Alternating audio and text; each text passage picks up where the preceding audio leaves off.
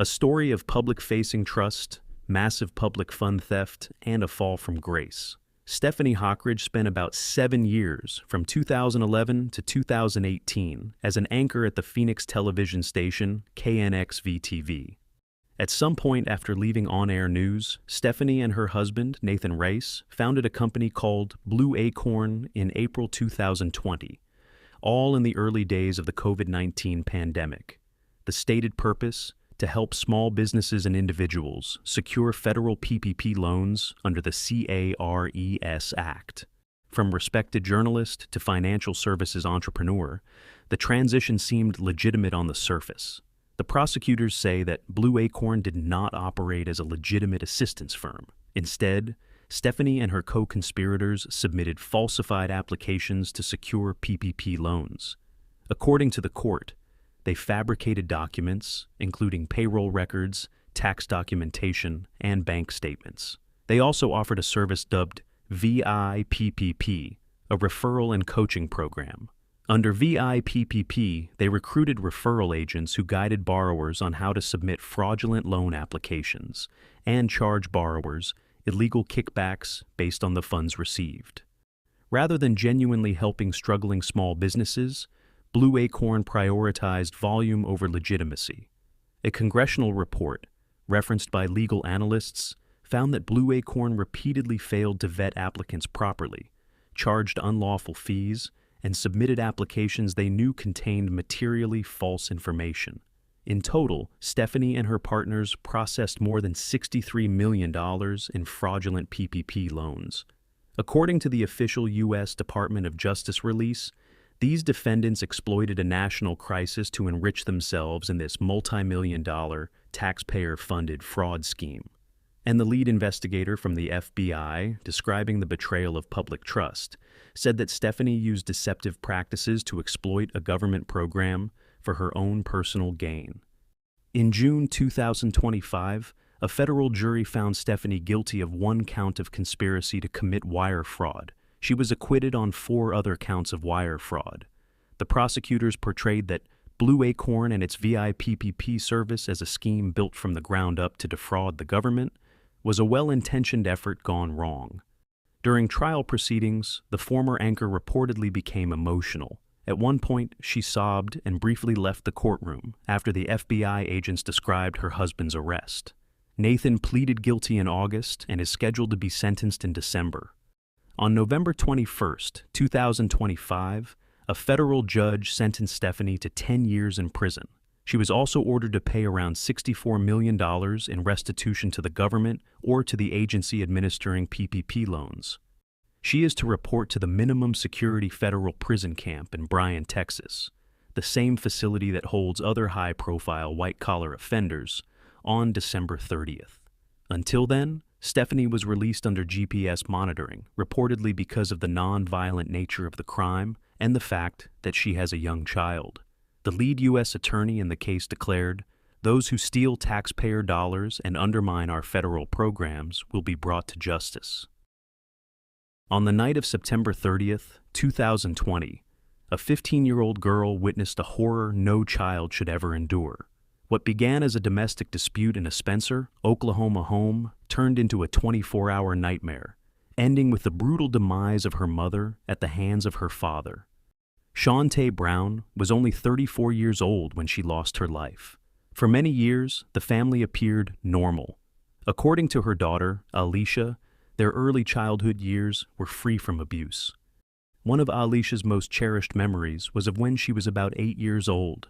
Her mother drove her 7-year-old brother, and their infant sister to Texas to watch their father, Joshua Brown, graduate from basic training.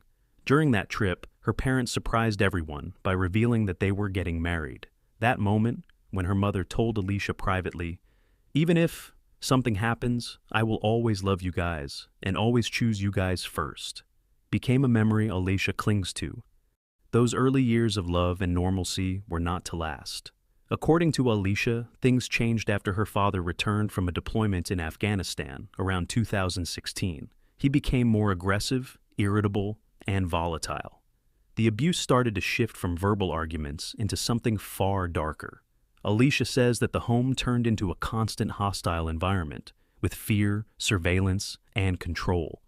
Her father installed cameras in the house and monitored the family's every move. Alicia believes that her mother never told the children about the abuse, perhaps out of fear or to protect them. Alicia said, "She didn't want us to know."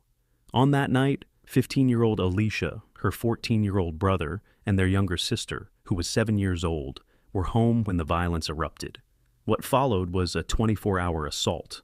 According to their accounts, their father beat their mother with a variety of weapons: a handgun, a belt, a shoe, even a flagpole. The 14-year-old son told the investigators that he witnessed the horrific acts.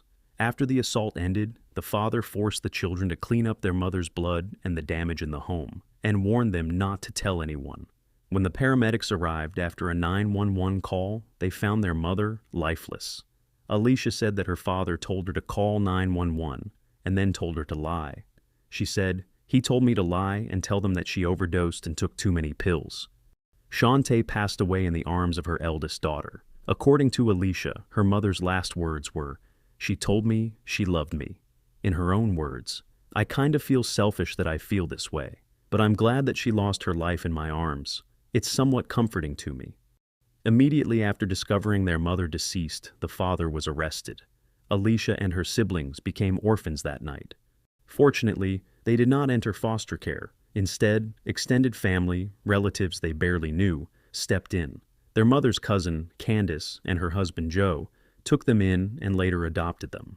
For Alicia, that support network has been the biggest blessing. She said, "I honestly was thinking I was going to have to get a job and take care of my siblings." Alicia credits her family for giving her and her siblings the stability and love they needed after such a traumatic event. Alicia also committed to fulfilling her mother's dreams. She is now attending college, studying mass communications at Rose State College, working to build a future and honor her mother's memory. On October 29, 2025, 5 years after the crime, the father, Joshua Brown, accepted a plea deal, guilty to first-degree slaying and 3 counts of child abuse. As part of the agreement, the prosecutors dropped the capital punishment. Instead, Brown was sentenced to 4 life terms without the possibility of parole, and he waived his right to appeal. Reflecting on the sentence, the prosecutor, Vicky Behenna, said, "I know this outcome does not ease the pain her family has endured, but it ensures the defendant will never harm another person again." For her part, Alicia said after delivering a victim impact statement, "It's been a long journey, but knowing justice has been served and due process has been done, I can finally get some peace." The one person Alicia has not been in contact with is her father, and she admits that she struggles with her feelings about him. She says she doesn't have any ill will towards him, saying, "My mother wouldn't want me to be angry, and that's the thing, she wouldn't. She's 100% why I'm so forgiving and loving." She is also clear about not wanting to be seen as a victim, which is why she is reluctant to talk about her past when meeting new people. In her mind, Alicia feels that she is one of the lucky ones. She said, "I'm not an only child. My siblings are still in good health. My brother's going back to school.